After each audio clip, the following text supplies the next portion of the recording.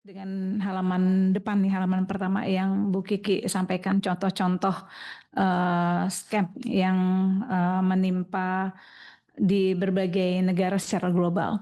Dan saya menyoroti yang di Indonesia yang November kemarin 100 lebih WNI di Kamboja yang berhasil kabur.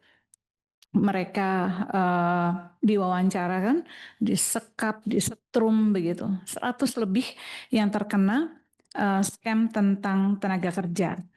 Ternyata sebelum itu juga di WNI juga di Myanmar, kemudian ada di Laos, kemudian di Filipina. Kasusnya hampir mirip gitu, perdagangan orang. Jadi artinya scammer ini tidak hanya ada di dalam negeri, yang tadi kita banyak menyoroti scam-scam yang ada dalam negeri, tapi juga banyak yang lintas negara.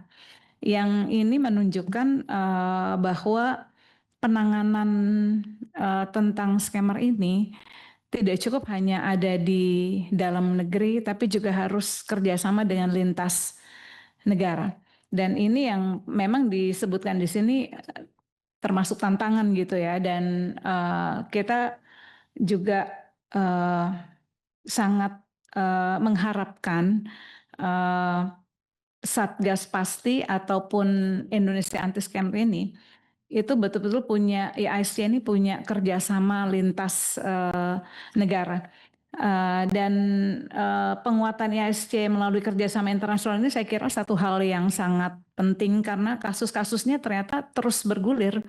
Filipina juga saya melihat di media itu sudah ada WNI yang terkena scam di Filipina, jumlahnya cukup besar juga. Belum lagi love scam itu juga ternyata lintas negara yang mereka servernya tidak di Indonesia.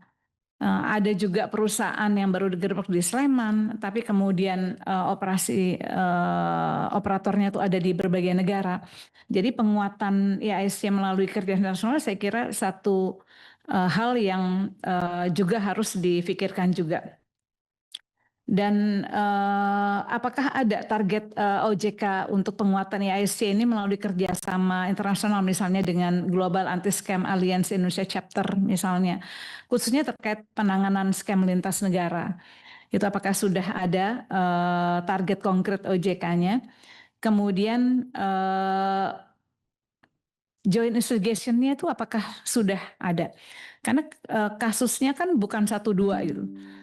Dan kita menghadapi ini terus-menerus, love scam itu berlangsung terus-menerus begitu. Nah ya kemudian juga itu yang pertama ya, yang saya sangat menaruh perhatian ya terhadap perdagangan orang yang kita memang harus dari akarnya memang betul ya. Kenapa sih orang tuh sampai tergiur kemana-mana gitu? Karena kan mereka nggak dapat kerjaan di sini, itu akarnya memang di situ begitu ya. Sulit mendapatkan pekerjaan di sini sehingga mereka tergiur, dibohongin, di Kamboja ada kerjaan, di Filipina ada kerjaan apa begitu ya. Kita memang selesaikan dari akarnya, tapi dengan adanya scammer-scammer lintas negara ini kita juga perlu mengatasi itu juga. Ya. Kemudian yang kedua, nah terkait dengan entitas ilegal yang telah ditutup, ternyata kemudian mereka muncul lagi dengan rebranding begitu kan. Rebranding. Jadi udah ditutup tapi kemudian muncul lagi dengan platform yang baru dengan nama baru. Kemudian ini menipu lagi begitu. Ya, jadi saya kira ini bagaimana mengatasinya begitu. Ya, memang ada Satgas Pasti yang ada 21 di sini. 21 yang kemudian masih ada anggota baru, cuman biasanya yang dari kalau banyak entitas yang bergabung, efektivitasnya bagaimana gitu, Bu Kiki, Pak Mahendra ya, dengan begitu banyaknya, tambah lagi mau bergabung lagi, ada yang bergabung lagi, itu efektivitasnya bagaimana, course-nya bagaimana, dan KPI-nya seperti apa? Apakah termasuk Satgas Pasti juga, apakah memang indikator keberhasilannya itu entitas yang telah ditutup, terus kalau misalnya udah ditutup dia muncul rebranding seperti saya katakan tadi, terus di mana gitu ininya gitu kan? Kalau memang KPI-nya hanya ditutup gitu, tapi kemudian setelah ditutup dia muncul lagi dengan platform baru lagi begitu, kan artinya ya mati satu malah tumbuhnya lebih banyak begitu ya. Nah, terus apa? Nah, terakhir tadi yang dari Kamboja, Bu Anis ya.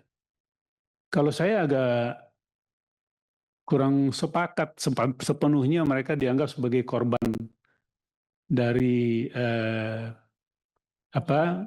perdagangan orang atau manusia. Mereka ini scammer. Jadi mereka ini kriminal. Ya, ya, tapi mereka menjadi bagian yang melakukan operasi untuk scamming. Kalau mesti dibuktikan. Nah, tetapi kalau orang-orang yang serupa itu dikembalikan ke China, namanya ekstradisi. Bukan pemulangan, ekstradisi. Karena kemudian akan dihukum di China.